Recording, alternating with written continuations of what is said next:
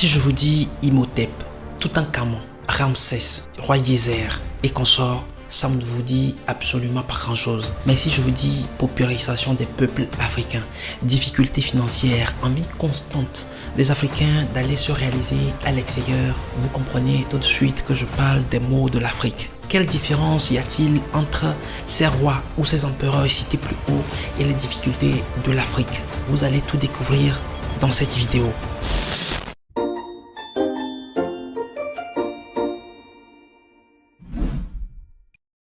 L'Afrique est à genoux, tout le monde le sait, avec une économie difficile et sans repères, des technologies pratiquement inexistantes et surtout importées, la plupart du temps dans le passé de l'Europe et dernièrement de la Chine. Tout le monde est d'accord là-dessus, c'est totalement difficile pour les Africains de se faire respecter partout où ils vont sur la surface de la terre. Mais la question reste posée, à qui la faute ? Est-ce la faute aux envahisseurs, aux bourreaux ou aux esclavagistes qui nous ont colonisés, torpillés depuis des millénaires, pour ne pas dire des siècles jusqu'à aujourd'hui et qui continuent de le faire? Ou à nous, Africains nous-mêmes, la faute compte tenu de peut-être notre laxisme ou notre absence de réaction face à l'envahisseur? Je vous assure, cette vidéo elle sera un peu plus longue que d'habitude. Prenez du popcorn, prenez quelque chose pour écrire. Nous allons échanger, discuter entre nous par rapport à notre terre-mère qu'est l'Afrique.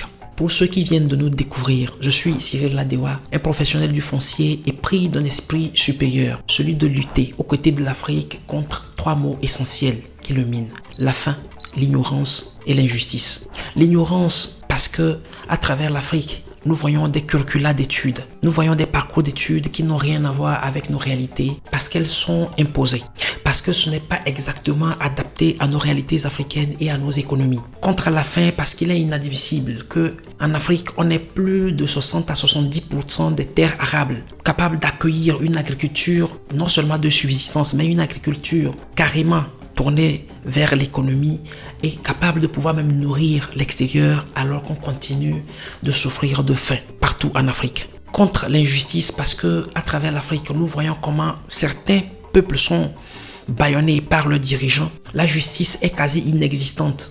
Il nous faut ensemble en Afrique devenir unis et solidaires afin de lutter contre ces trois maux qui nous minent.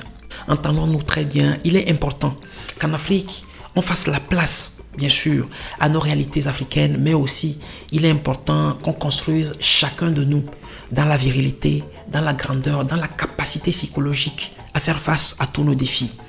L'histoire que je m'en vais vous raconter est l'histoire de tout un continent.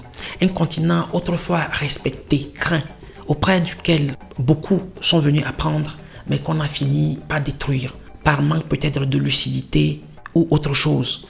Mais ce qui est important, c'est l'histoire que je m'en vais vous raconter. Tout commence en Égypte, lorsque autour de 3150 ou 3100 avant Jésus-Christ, le roi Ménès décide de réunifier la haute et la basse Égypte, faisant de Memphis la capitale.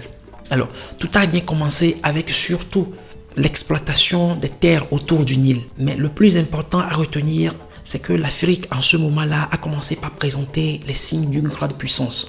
Déjà avec l'apparition des hiéroglyphes, je veux dire l'écriture, avec le développement des sciences et technologies, surtout les mathématiques, la physique, la chimie, l'astronomie, l'astrologie, tout ce qui permet de montrer la grandeur de l'Égypte en ce moment-là. Ensemble avec, sous la troisième dynastie, la construction des pyramides et consorts, on est d'accord qu'avec cette puissance et cette grandeur, ceci a attisé la convoitise des voisins du Nord, je veux dire les Caucasiens, et surtout les voisins de l'Est, je viens de nommer les Arabes, les Perses et consorts. C'est à ce moment-là que commence un plan machiavélique. Les autres sont forcément jaloux de notre grandeur. Mais comment faire pour nous atteindre si spirituellement nous sommes une grande puissance? Nous avons développé des sciences ésotériques, spirituelles, de haut niveau, capables de nous aider à construire des pyramides qui aujourd'hui ne peuvent ni être imitées ni égalées. Parce qu'avec la plus grande technologie aujourd'hui et avec les plus grands architectes, il est impossible de pouvoir reprendre les pyramides. C'est ainsi que beaucoup sont venus apprendre en Afrique, où l'histoire de Pythagore et Thalès de Milet nous enseigne quelque chose d'extraordinaire en mathématiques. Ils sont d'abord venus apprendre, mais ensuite ils ont développé une haine viscérale qui a fini par les aider à nous envahir et à nous détruire. Comment cela s'est-il passé? D'abord, entendons-nous, autour de 322 avant l'ère chrétienne, l'Égypte a commencé par montrer des signes de faiblesse parce qu'il y avait des crises internes. En dehors des crises internes aussi, il y avait des sécheresses répétées, ce qui a contribué à fragiliser le grand empire égyptien. Les envahisseurs, d'abord les Perses et ensuite les Grecs, les Romains et consorts, ont profité de ces crises internes et de ces sécheresses répétées pour commencer les cycles d'invasion. Ils ont envahi l'Égypte, notre Égypte antique, et ont contribué à fragiliser substantiellement les sciences et surtout la spiritualité. Parce qu'entendons-nous, avant de pouvoir tenir un peuple en laisse ou en esclavage, il faut faire en sorte qu'il n'ait plus de racines, qu'il n'ait plus de force spirituelle. C'est ainsi que autour de 391 après Jésus-Christ, les derniers temples égyptiens ont été fermés. C'en est fini pour l'Afrique. Entre 391 jusqu'au 7e siècle, les Africains ont commencé par, disons entre guillemets, fuir et se cacher partout en Afrique. Ce que nous savons aujourd'hui, qui sont devenus des populations disparates par-ci, partout en Afrique. Mais au 7e siècle, quelque chose de très dangereux va commencer. Profitant de cette fragilité dans laquelle nous avons fini par atterrir, les arabo-musulmans vont commencer leur traite. La traite arabo-musulmane va durer du 7e jusqu'au 19e siècle, avec une violence inouïe. On parle de plus de 17 millions de victimes, forcément arrachées à leur terre natale, amenées vers les terres arabes où il faisait un peu plus chaud. Entendons-nous bien, on faisait de la mutilation génitale. Je parle de la castration. On esclavagisait systématiquement le peuple. On allait jusqu'à dominer avec une violence inouïe nos grands-parents, nos ancêtres. C'est facile de dire qu'ils ont été laxistes, mais il faudra être à leur place pour comprendre exactement ce qu'ils ont subi. À travers cet esclavage-là, on a montré la faiblesse du noir. On l'a déshumanisé. Peu importe ce qu'on ait dit aujourd'hui, la traite arabo-musulmane est la traite la plus protégée. Il est pratiquement difficile de pouvoir comprendre exactement ce qu'il s'est passé en cette période-là, du 7e au 19e siècle. Il est impossible de lever totalement le voile sur cette traite-là. Mais tout ne s'arrête pas là. Les choses vont se corser lorsque, autour du 15e siècle, les Espagnols, les Français, les Britanniques et consorts vont profiter de la bénédiction papale pour atterrir en Afrique, pour arracher une fois encore les Africains à leur terre et les amener dans les Amériques où ils vont les esclavagiser très bien, jusqu'à la moelle épinière, les déshumaniser complètement, puisqu'ils vont travailler dans des champs parfois sans relâche et sans repos. Ceci a contribué forcément à l'essor des Amériques et surtout de l'Europe. Mais ceci a contribué de l'autre côté à fragiliser physiquement l'Afrique. L'Afrique va se vider de ses bras valides, de sa capacité de résistance et de subsistance même alimentaire. Tout ne s'arrête pas là. À un moment donné, ces Caucasiens ont compris que pour tirer le meilleur parti et pour éviter les voyages périlleux qui finissent même parfois en perte en vies humaines, il fallait plutôt venir sur nos sols en Afrique, nous coloniser ici, nous utiliser sur nos propres terres par des travaux forcés et tout ce que vous savez, afin de pouvoir développer toujours l'Europe, mais aussi construire quelques petits endroits en Afrique où ils pourront venir rester comme des princes et vivre heureux. On aurait prié que tout s'arrête là. Sauf que après les 2 guerres mondiales, les Africains qui ont participé à la guerre, je parle des tirailleurs, ont compris que le blanc n'est pas aussi extraordinaire qu'ils nous laissaient imaginer. Les Africains ont commencé par demander leur indépendance. Ce qui va arriver est très grave et foudroyant.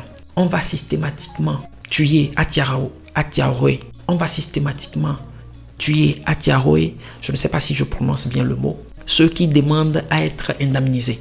Ce n'est pas là le plus important pour nous. Le plus important, c'est que à partir des années 1960, on va commencer à accorder aux Africains des indépendances factices. Le but est de les calmer et de leur faire croire qu'ils ont une certaine souveraineté, alors qu'en réalité, on mettait à la tête de ces États-là des pantins. Tous ceux qui étaient contre cette façon de faire étaient systématiquement assassinés après être investis. Les exemples sont légion en Afrique. Nous n'allons citer aucun exemple, mais vous en savez plus que nous.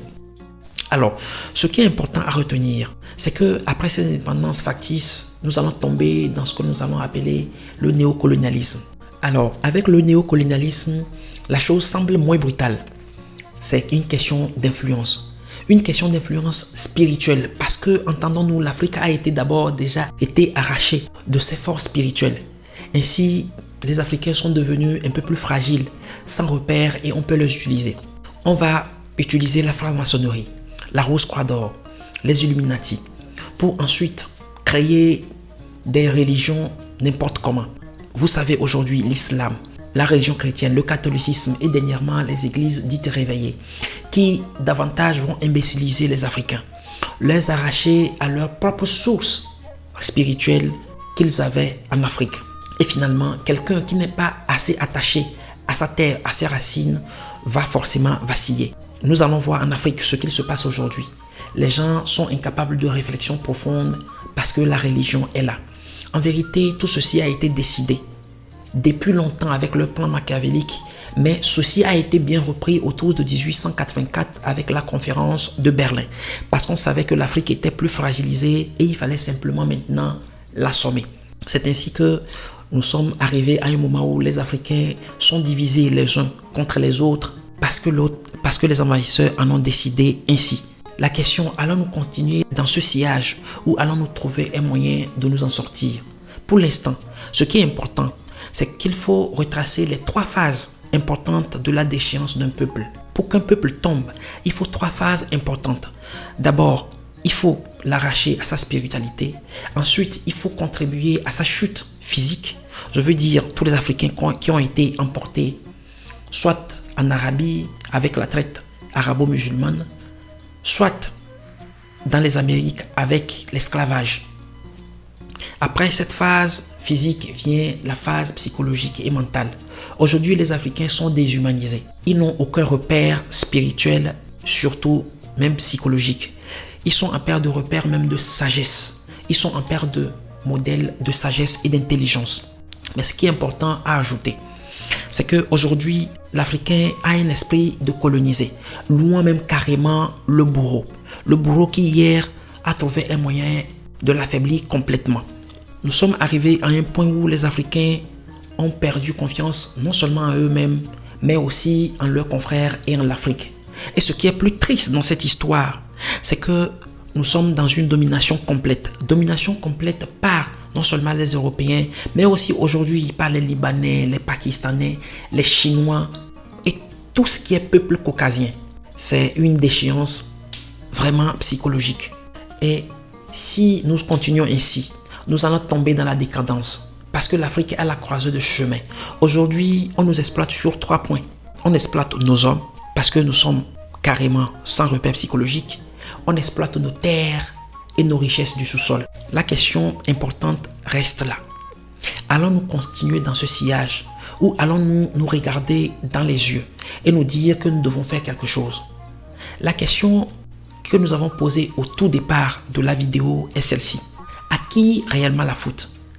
Pour beaucoup d'Africains qui sont panafricanistes, ils se disent qu'en réalité, celui qui est fautif, c'est le blanc, c'est le bourreau, c'est l'envahisseur, l'esclavagiste. Parce qu'il a été méchant depuis le début. Il a profité de notre lâcheté ou, si vous voulez, de notre capacité à accueillir les gens et de notre douceur pour nous envahir et pour nous faire du mal.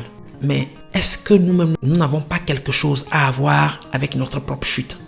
Est-ce que c'est seul le blanc qui continue de nous faire le mal ou bien nous aussi nous prêtons le flanc? Parce qu'entendons-nous, comme Patrice Talon, certains pensent aussi que les Noirs ont vendu le noir. Certains rois côtiers ont contribué, ainsi même qu'avec certains chefs à l'intérieur du continent, ont contribué à vendre beaucoup de noirs, surtout dans les razzias, avec les esclaves et les prisonniers de guerre qu'on a revendus aux blancs pour aller travailler dans les plantations dans les Amériques. Donc en clair, qu'on le veuille ou pas, si on doit rester pragmatique, c'est que c'est vrai, le blanc est méchant par nature. Il a dessiné un plan depuis, nous fragilisant spirituellement, physiquement et psychologiquement. Mais la réalité est que nous aussi, nous avons offert une faille. Nous avons offert notre lâcheté, notre laxisme, notre absence de réactivité face à l'oppresseur et cela continue jusqu'aujourd'hui parce que la plupart de nos dirigeants sont dans les mailles des filets de ces gens-là et continuent de faire du mal à leur population puisqu'on en arrive même à la vente aujourd'hui de l'Afrique aux étrangers et cela est inadmissible. Mais ce qui est important pour nous, c'est que d'une manière ou d'une autre, tant qu'on n'est pas mort, on peut renaître. Ainsi, l'Afrique peut renaître de ses cendres. L'Afrique peut renaître en prenant d'abord conscience de ses pertes.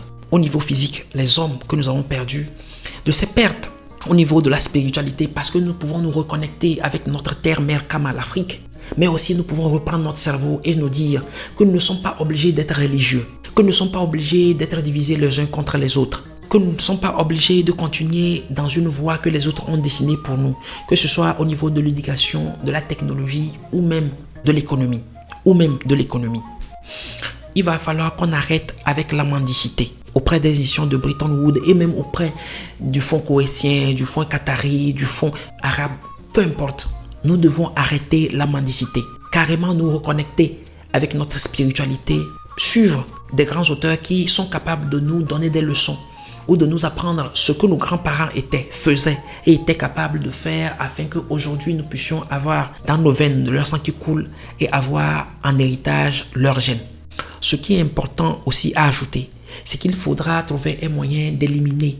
Donc, non seulement nous devons chasser les ennemis externes et éliminer les co-auteurs ennemis internes, mais il va falloir que l'Afrique fasse quelque chose que notre grand frère ait regretté, Kalala Omotunde nous a enseigné. Il faudra que l'Afrique ait une volonté de puissance. Tant que vous n'avez pas la volonté de puissance, les autres vont vous marcher dessus. Parce que dans la loi de la jungle, soit vous êtes une proie, soit vous êtes un prédateur. Et l'Afrique ne peut pas continuer d'être juste une proie. En dehors de cette volonté de puissance que nous devons de construire, avant même de l'étaler dans les faits, il faudra aussi que nous ayons notre complot. Notre complot en tant qu'Africain consistera à ne plus être partie intégrante des complots des autres, mais aussi et surtout trouver un moyen de nous construire, devenir tellement puissant que les autres qui voudront venir nous faire du mal seront totalement anéantis. Aussi pas nous-mêmes, nous ferons en sorte que chaque envahisseur puisse avoir ce qu'il mérite, la destruction, la déstabilisation et l'anéantissement complet. Parce que oui, si nous voulons continuer par rester sur nos terres, posséder nos terres et faire ce que nous voulons sur nos terres pour nous développer, il faudra avoir vraiment cette volonté de puissance et ce complot. Alors il faudra en tant que peuple africain reconnaître bien sûr le mal qui nous est fait, mais aussi reconnaître notre responsabilité. La deuxième chose que les autres reconnaissent, c'est qu'ils sont seuls auteurs et architectes de leur développement. Nous n'allons pas attendre que les autres viennent tout le temps nous donner ce qu'il faut pour que nous puissions évoluer. Je parlais de la mendicité tout de suite. Tout le temps des prêts auprès des institutions de Bretton Woods qui continuent avec un cycle infernal de prêts et des programmes d'ajustement structurel, d'austérité et consorts. Allons-nous continuer dans cette lancée-là ou allons-nous prendre la responsabilité de notre destinée, nous lever comme d'autres peuples, nous construire s'il le faut, copions et collons ce qui marche jusqu'à ce que nous soyons capables de réinventer une certaine roue. En vérité, il n'y a pas de roue à réinventer. Mais c'est que quand vous copiez, vous collez jusqu'à ce que ça marche, vous serez capable de créer, d'innover vous-même. Alors, ça a été un plaisir de partager tout ceci avec vous. Mais il y a plus important pour nous. Vos avis, vos commentaires nous intéressent. Qu'est-ce que vous pensez de cette histoire de l'Afrique que nous venons de vous raconter? Que voulez-vous ajouter afin que chacun, vous et nous, puissions apprendre ensemble? Et surtout, nous voulons vous demander de liker afin que cette chaîne soit davantage référencée et promue. Abonnez-vous, activez la cloche de notification pour ne rater aucune de nos prochaines vidéos que nous vous promettons sûrement alléchantes. Jusque-là, je suis Cyril Ladewa et fier d'être le porte-étendard de mes ancêtres. Au revoir.